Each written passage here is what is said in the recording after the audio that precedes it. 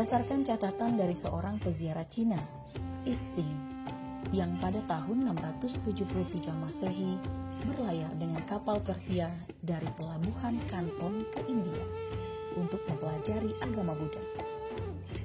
Setelah 20 hari berlayar, Yixing akhirnya sampai di Boga, berlabuh dan menetap di sana selama 6 bulan sambil mempelajari tata bahasa Sanskerta.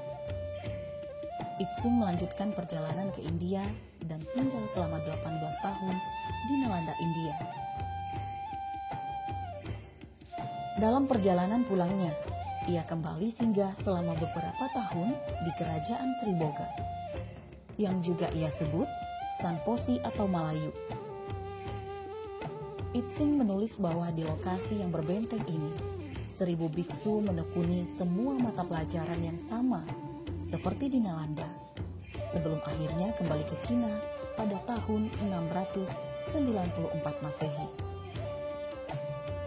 3 abad setelah Yixing pada tahun 1012, Atisa, seorang guru besar dari Universitas Nalanda, India, melakukan perjalanan mengarungi lautan selama 13 bulan menuju kerajaan Melayu di pesisir timur Pulau Sumatera, yang oleh orang India saat itu disebut sebagai Swarnadwipa, yang berarti Pulau Emas. Atisa berangkat untuk berjumpa dengan guru yang paling disayangi selama hidupnya, Serlimpa Dharmakirti, orang dari Pulau Emas. Atisa tinggal bersama Serlimpa melanjutkan laku menyimak, belajar, dan samadhi selama 12 tahun. Di tahun 1025, ia berlayar pulang ke India membawa serta ajaran oleh sang guru dari Pulau Emas. Kawasan situs percandian Muara Jambi ini mulai menjadi perhatian sejak tahun 1820. Setelah hilang berabad-abad tahun lamanya, pada saat itu, S.C. Crook, seorang perwira Inggris, melakukan pemetaan Sungai Batanghari untuk kepentingan militer. Menerima informasi laporan dari masyarakat desa, mereka melaporkan benda-benda aneh berbentuk bebatuan dan pecahan keramik-keramik kuno. Setelah lebih 100 tahun sesudahnya, Frederick Martin Snapjord memiliki ketertarikan benda-benda arkeologi Hindia Belanda. Kemudian menarik kesimpulan bahwa kawasan itu merupakan ibu kota peradaban yang sangat maju di zamannya. Laporan itu ditulisnya dalam The Archaeology of Sumatra pada tahun 1937. Sejak saat itu, kitab tersebut menjadi rujukan oleh semua peneliti arkeologi. Pada tahun 1954, pemerintah Indonesia membentuk tim survei yang dipimpin oleh R. Sukmono.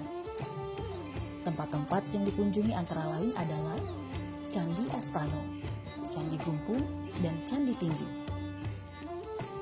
Pada tahun 1976, kegiatan pemugaran reruntuhan candi-candi mulai dilaksanakan oleh Direktorat Sejarah dan Purbakala, Departemen Pendidikan dan Kebudayaan Republik Indonesia. Pada tahun 1981 hingga 1984, penelitian sendiri mulai aktif dilakukan sampai dengan sekarang. Kawasan Cagar Budaya Muara Jambi awalnya setelah sekian lama terlupakan, tertinggalkan, kembali ditemukan oleh seorang sarjana Inggris, S.C. Crook, yang pada saat itu ya bekerja untuk pemerintah Belanda. Kemudian setelah kita punya ahli, penelitian di kawasan ini dilanjutkan oleh putra bangsa Indonesia, yaitu Profesor Dr. Sukmono, hingga kondisinya seperti yang kita lihat sekarang ini. Di awal 80-an banyak pekerjaan-pekerjaan di sini, pemugaran, dan kondisi saat ini adalah seperti ini. Kalau dari beberapa literatur yang pernah saya baca, ini yang pasti ini situs ini berlatar belakang agama Buddha. Dan dulu mungkin ini difungsikan seperti pusat pembelajaran agama Buddha. Jadi mungkin bisa disetarakan dengan pesantren lah kalau sekarang ini untuk umat Muslim.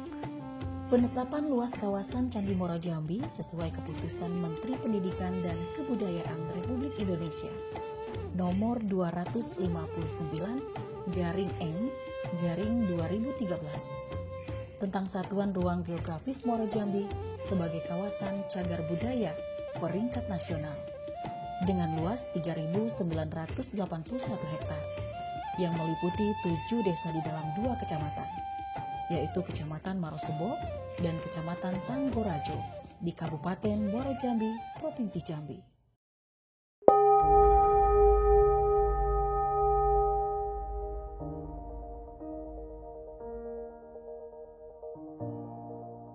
Kawasan Percandian Muaro Jambi memiliki nilai universal luar biasa, seperti terlihat dari temuan tinggalan budaya dan lingkungan yang masih utuh dan terjaga oleh masyarakat lokal. Mengamati arsitektur candi-candi di Muaro Jambi umumnya terlihat lebih sederhana, namun tersimpan pengetahuan yang sangat rumit dari sisi rancang bangunannya. Bahan yang digunakan pun lebih mengutamakan bata. Unsur bata hanya digunakan untuk hal-hal tertentu yang bersifat khusus saja. Misalnya untuk memenuhi kriteria tahan lama atau kekuatan. Candi-candi itu umumnya memiliki pagar keliling berbentuk segi empat, sebuah gapura utama atau main gate dari sebuah bangunan induk, dan beberapa bangunan perwara atau leader buildings yang salah satunya selalu ditempatkan tepat di muka bangunan induk. Hasil rekonstruksi yang dilakukan terhadap bangunan-bangunan perwara tampaknya menggunakan konsep pendatar, yaitu bangunan kayu dengan 2 buah tiang atau lebih tanpa dinding yang menyangga atau berbentuk segi empat. Asumsi ini didukung oleh temuan terakota pada reruntuhan sejumlah bangunan perwara. Selain data bangunan candi dan runtuhan bata, terdapat sejumlah benda temuan baik temuan lepas yang berada di permukaan tanah maupun yang masih berada di bawah permukaan tanah. Temuan-temuan penting itu antara lain berupa inskripsi kuno yang dituliskan di atas sejumlah bata candi, lempeng timah, arca, baik besi dan logam seperti perunggu dan emas, keramik lokal dan luar, serta manik-manik yang berasal dari India dan Cina. Bangunan Candi Muaro Jambi begitu unik dan masih diselimuti sejumlah misteri yang belum terungkap. Adanya kanal kuno yang mengelilingi kawasan percandian. Kanal-kanal inilah yang dahulu di samping berfungsi sebagai simbol kosmologis dalam konteks Buddhisme, juga berfungsi sebagai sarana transportasi antar candi dan sabuk pengaman kawasan yang disucikan. Kita dari BPCB Jambi, Balai Pelestarian Cagar Budaya Jambi, sebagai UPT pusat yang ditugaskan di wilayah kerja Jambi, Sumatera Selatan, Bengkulu, dan Bangka Belitung, salah satu tugasnya adalah tentu untuk melestarikan kawasan ini, kawasan yang sangat luas dan bagus ini. Kami harus menjamin pelestariannya. Pelestarian berisi pelindungan, pengembangan, pemanfaatan.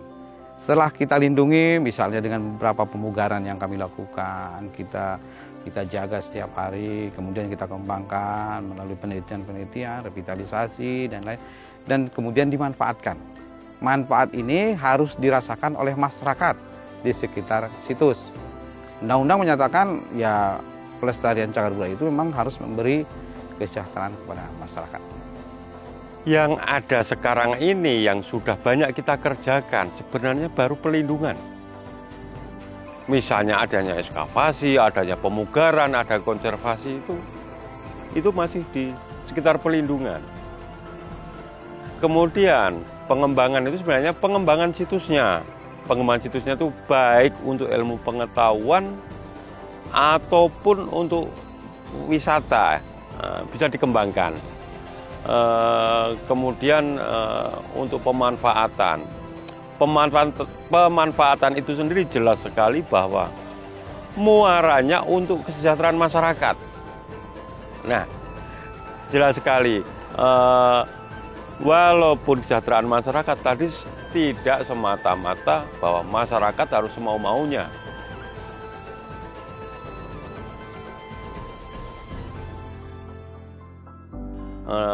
dalam hal-hal ini seperti apa? Misalnya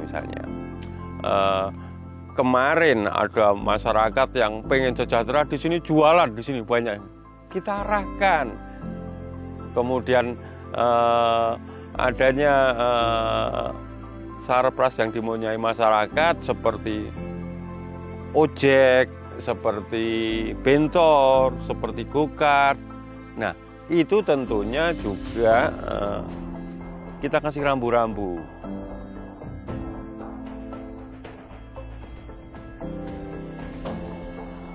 Balai Pelestarian Cagar Budaya Jambi di bawah Kementerian Pendidikan dan Kebudayaan Republik Indonesia terus berupaya melestarikan. Rangkaian pemugaran terus berlanjut hingga sampai saat ini. Dan hasilnya menjadi kawasan percandian Muara Jambi yang dapat dikunjungi oleh berbagai kalangan. Sebagai destinasi wisata sejarah, budaya, religi, dan edukasi.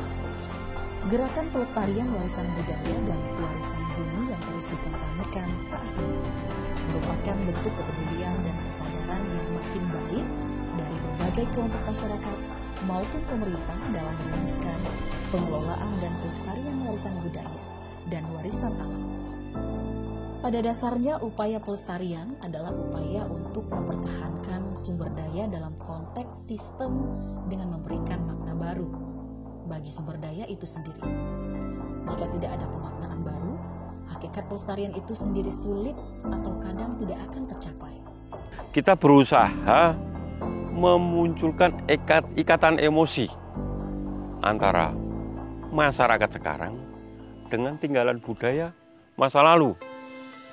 Karena tinggalan budaya masa lalu itu juga merupakan warisan atau tinggalan dari para leluhurnya yang dulu. Ini bukan tinggalan dari orang asing ini. Masyarakat di sini tuh waktu itu pinter. Sudah punya teknologi yang seperti ini, bangun kayak gini. Makanya itulah yang nanti bisa mengangkat jati diri bagi masyarakat di sini. Ya memang ini kita di BPCB Jambi punya tagline ini untuk kawasan Cagar Budaya Muara Jambi, ya kota para leluhur atau city of the ancestor. Mudah-mudahan ini juga sedikit macam berpengaruh terhadap pariwisata. Oh, ini orang akan penasaran seperti apa sih. Tentu kami sangat berharap masyarakat di sekitar ini ikut berperan serta. Untuk itu kami sudah melakukan beberapa kegiatan di 2018 yang lalu sampai sekarang di 2019 kita mengadakan beberapa kali sosialisasi, pertemuan dengan semua komunitas mulai dari datu sampai masyarakat, juga dengan para pedagang yang beraktivitas langsung di kawasan ini. Sehingga kita harap dengan begitu mereka akan sadar, saya butuh sama kawasan ini, saya butuh kawasan ini lestari. Karena dengan lestarinya kawasan ini, perekonomian saya terangkat. Masyarakat di Muara Jambi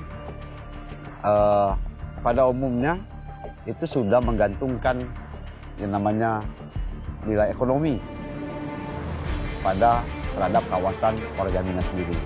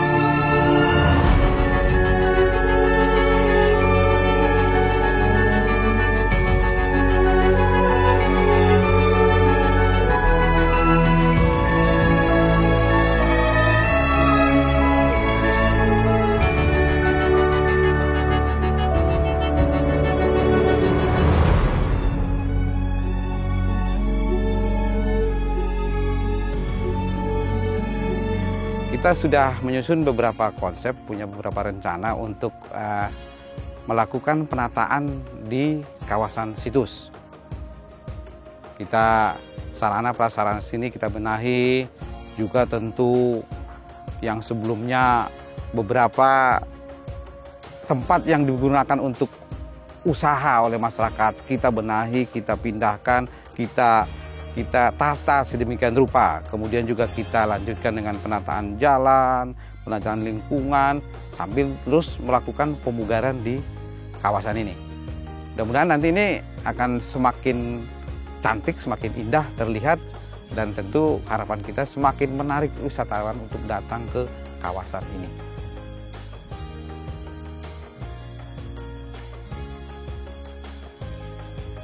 Muara Jambi adalah dulu pusat pengetahuan yang besar, dan saya kira sekarang kalau mau dilestarikan memang tidak cuma bangunan yang harus dan rupa yang harus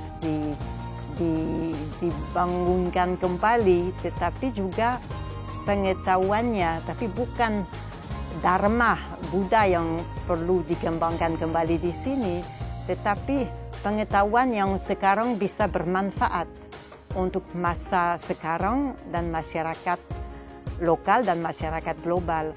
Karena dulu kebetulan itu agama Buddha, tetapi pasti ada ilmu-ilmu lain yang diajarkan di Muara Jambi.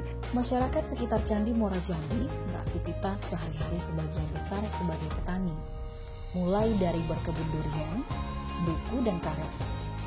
Dengan berkembangnya kawasan cagar budaya Muara Jambi menjadi destinasi wisata sejarah dan budaya. Sebagian masyarakat memanfaatkan peluang usaha, diantaranya menjual souvenir. Masyarakat juga menyewakan jasa becak motor dan sepeda ketika pengunjung ingin berkeliling mengunjungi candi.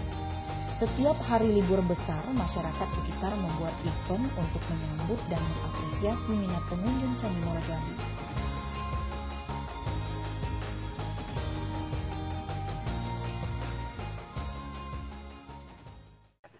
Ya, saya sebagai pribadi dan Kepala BPCB Jambi saat ini tentu sangat berharap partisipasi dari masyarakat, pemerintah kabupaten, pemerintah provinsi dalam hal pelestarian dan publikasi dari kawasan ini. Ini sebenarnya sangat potensial kita angkat menjadi daya tarik internasional. Salah satunya melalui penetapan kawasan cagar budaya Jambi sebagai warisan dunia, yang sebenarnya sejak 2009 sudah masuk dalam daftar sementara warisan dunia UNESCO.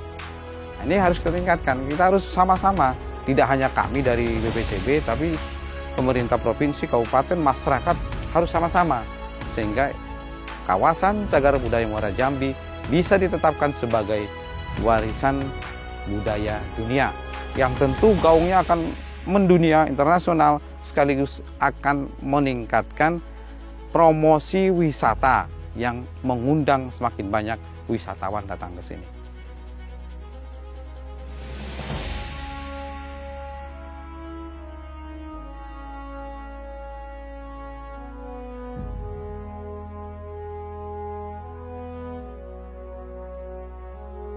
Melestarikan cagar budaya Muara Jambi ini tidak hanya merupakan tugas pemerintah, namun menjadi tanggung jawab kita semua sebagai pewaris mahakarya para leluhur.